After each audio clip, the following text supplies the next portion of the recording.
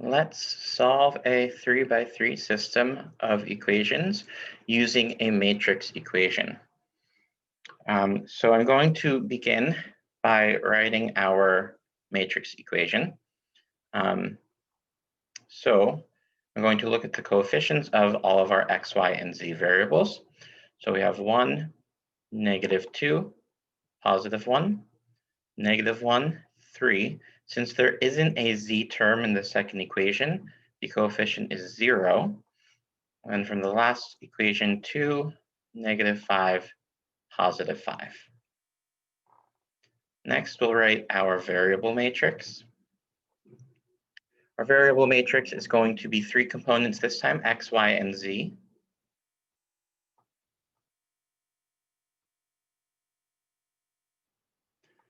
And then it's equal to the column matrix 9, -4, 17. With this taken care of, we next want to find the inverse of our matrix A.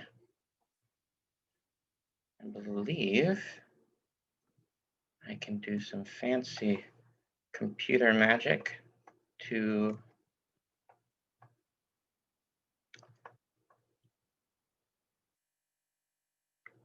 there we go. That saves us a few seconds. So 1, 0, 0, 1. Hold on, that one's not right. Then we have 0, 1, 0.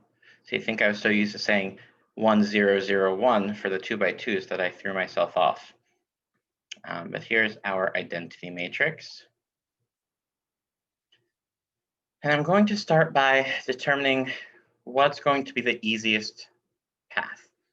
So I have ones in the first and third spot in the first row. However, I have a -1 in the second row and a 0. Because there's a 0 in this row, it's going to reduce the amount of individual computations because anything in this third column won't change. So I'm going to use the second row to clear out the other rows in the first position. So we're going to take row 1 plus row 2. So that'll be -1 plus 3 plus 0. So I'm going to leave it plus 1 right here. So on our next matrix, we're going to have 0, +1, +1, 1, 1, 0. And then changing colors, we want row 3 plus 2 times row 2. This will allow us to get rid of the +2 out front. So we'll have -2 plus 6. That would be plus 0. And then down here, plus 2. So writing in the third row position, we're going to have -2 and 2 is 0. Then -5 and 6 is going to be 1. Then we'll have a 5, 0, 2, 1. And I'll switch back to my neutral color.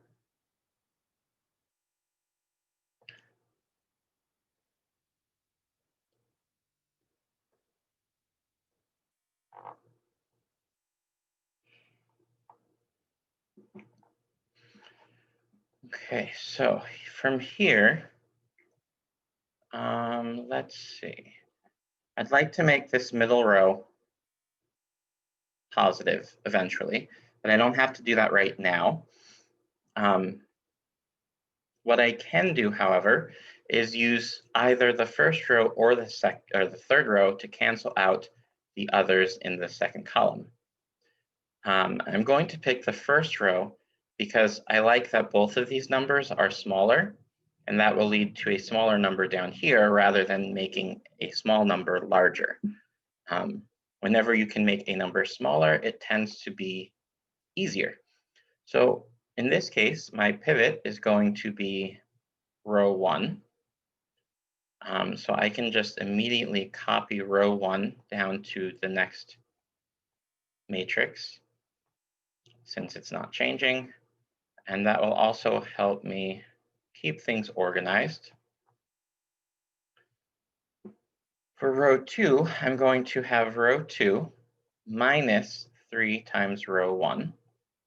So that'll be minus 3 in this position, minus 3 in this position, minus 3, just all across, because we only have ones in that first row. So we'll have negative 1, 0. Oh no, I've made a fatal mistake in that I don't want to change 0. I want to keep 0 the way it is. So I'm going to erase my marks in blue. And I'm not going to do anything to this row except make it negative. I said I wanted to do that. We can go ahead and do it. So we'll have positive 1, negative 3, 0, 0, negative 1, 0. And I'm going to instead cancel the 1 from the third row. So that will still go as preceded, row 3 minus row 1. So it'll be 0, 1 minus 1 is 0, 5 minus 1 is 4, 0 minus 1 is negative 1, 2 minus 1 is 1, and 0 minus 1, or excuse me, 1 minus 0 is 1. Now, what I can do is divide our last row by 4. I guess I can start over with red again. I'd really rather not, though. Let's do some intermediate colors. One of my college professors recommended that math students should have a set of color pencils to help keep things organized. And so ever since then, it's been habit for me, whether I'm using pens or pencils, or in this case, a digital medium, to make sure that I always have multiple colors to work with. It makes it significantly easier to just go back and review my notes. I'm also going to do one other thing in this step. I'm going to swap rows 1 and 2 because I want to get into reduced row echelon form. And so I know sooner or later I need to move the 1 in the second row up to the first. So I'll have 1, negative 3, 0, 0, negative 1, 0. That's my former second row now in the first row position. And then 0, 1, 1, 1, 1, 0.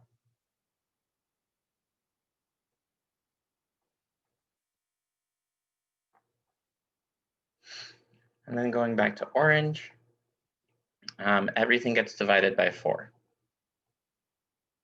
So 4 divided by 4 is going to be 1. And I'm going to have negative 1/4, positive 1/4, and positive 1/4 again. Very often when we are inverting matrices, we will end up with fractions. It's just part of how it works out. The more comfortable you can be with fractions, the better off it'll be for you. So let's do brown. In this case, we're going to use row 3 to eliminate the 1 in the third position of row 2. So just row 2 minus row 3. So we'll have 0, 1, 0. Then 1 minus a negative 1/4 is going to give us 5/4. And then 1 minus 1/4 will be 3/4. And in our third position, negative 1/4.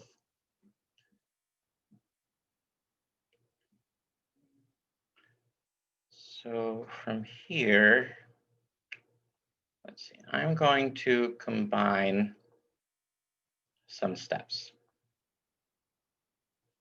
to reduce the amount of writing.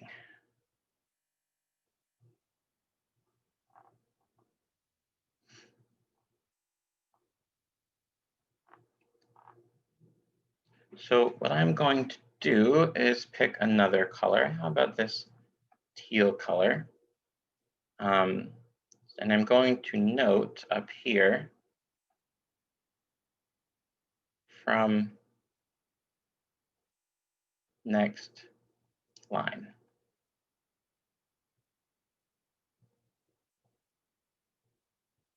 Teal. Because we didn't change this row, and I now have the second row in a form that will allow me to get rid of these threes, I'm going to use as a pivot my second row. I'm going to do row 1 plus 3 times row 2. So it's going to be plus 3. This is why I put the note up here. Then we'll have plus 15 over 4 plus 9 over 4 minus 3 over 4. And so we'll have 1, 0, 0, 15 over 4. Now this is really negative 4 over 4, so plus 9 would give me a positive 5 over 4, and then negative 3 over 4. So using a little bit of a, it's not really a cheat, but efficiency, we can now get to our final matrix more easily. And hopefully through the power of computers, I can set this all up down here.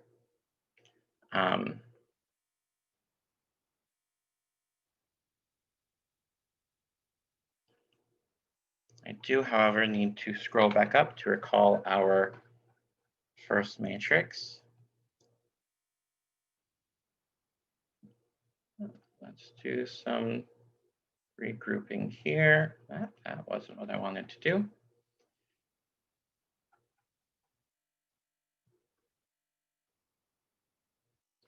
Okay. And so for these, I am going to maintain the colors that I'm using in each row. So we'll have 9 times 15 over 4. So 9 times 15 is 135. So 135 over 4. Then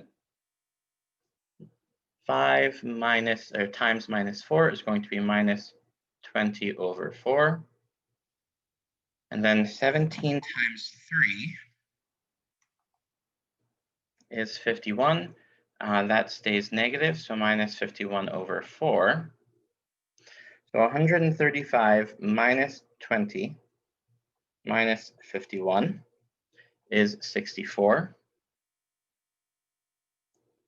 And 64 divided by 4 is, I believe it's 16. Yes, 16.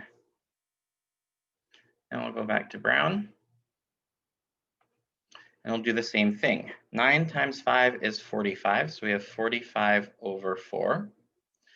Then minus 12 over 4.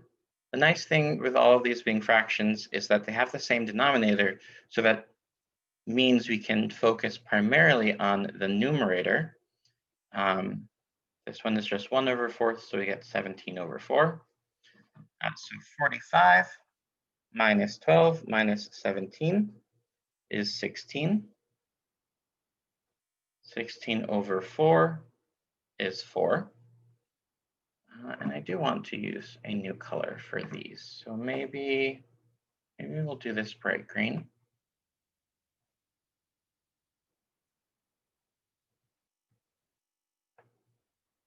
And then just to keep it consistent, I'll change this over as well.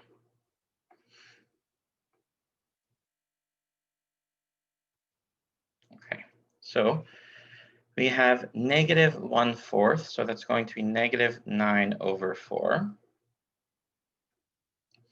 Then we have negative 4/4 plus 17/4.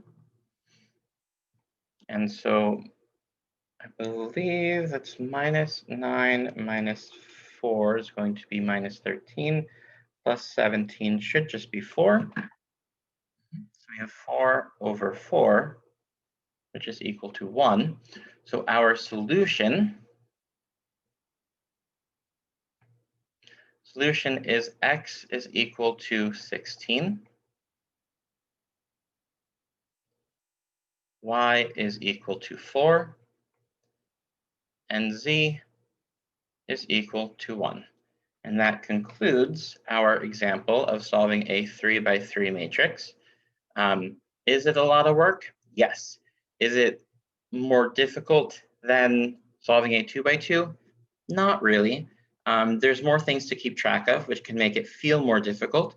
But in terms of the individual steps that you're taking, it all comes down to multiplying, adding, and subtracting. And if you remember that, go slowly, and if you can, use colors to help keep track of things. You will do just fine.